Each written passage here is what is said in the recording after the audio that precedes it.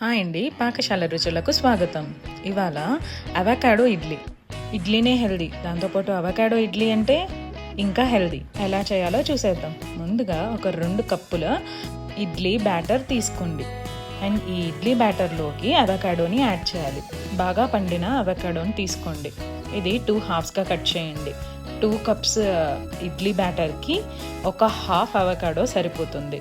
మనం ఒక half avocado తీసుకుందాం. దీనిలో నుంచి సీడ్ని సపరేట్ చేసుకోండి.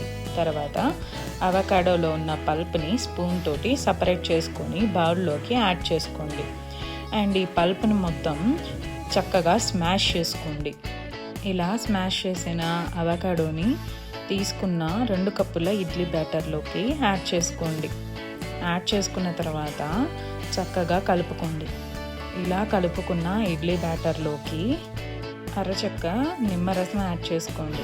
నిమ్మరసం వేయడం వల్ల అవకాడో రంగు మారకుండా ఉంటుంది. తర్వాత మనం తాలింపు రెడీ చేసుకుందాం. స్టవ్ వెలిగించి బాండి పెట్టుకొని ఆయిల్ వేసుకోండి. ఆయిల్ వేడైన తర్వాత తాలింపు దినుసులు వేసుకోండి. తర్వాత కొద్దిగా కరివేపాకు వేసుకోండి. కరివేపాకు వేగిన తర్వాత చిన్నగా కట్ చేసిన పచ్చిమిరపకాయ, అల్లం వేసి వేయించుకోండి.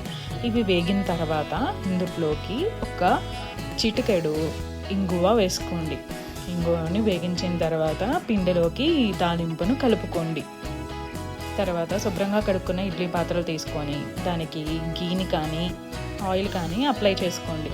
అప్లై చేసుకున్న తర్వాత ఇడ్లీ వేసుకునే ముందు మాత్రమే ఇందులోకి సోడా ఉప్పు కొద్దిగా యాడ్ చేసుకొని కలుపుకొని మనం గ్రీస్ చేసి పెట్టుకున్న ఇడ్లీ మౌల్స్లోకి ఇడ్లీ ప్లేస్ చేసుకోండి. గుంట నిండుగా పెట్టద్దు, కొద్దిగా తగ్గించి పెట్టుకోండి. అన్నిట్లోకి పెట్టుకున్న తర్వాత ఇడ్లీ ప్లేట్లు కుక్కర్లో పెట్టండి. 10 నుంచి 15 నిమిషాల వరకు ఉడికించండి. తర్వాత స్టవ్ ఆఫ్ చేసి ఒక 2 నిమిషాలు ఆగి మూత ఓపెన్ చేయండి. చూడండి, ఫ్లఫీగా అవకాడో ఇడ్లీ ఎలా రెడీ అయ్యాయో. వీటిని సర్వ్ చేసుకుందాం ప్లేట్లోకి. ఈ ఇడ్లీలతో పాటు పీనట్ చట్నీ అండ్ పచ్చిమిర్చి అల్లం చట్నీతో చాలా అంటే చాలా టేస్టీగా ఉంది. చట్నీ రెసిపీస్ మరెప్పుడైనా చెప్తాను.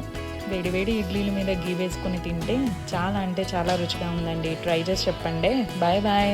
Subscribe my channel.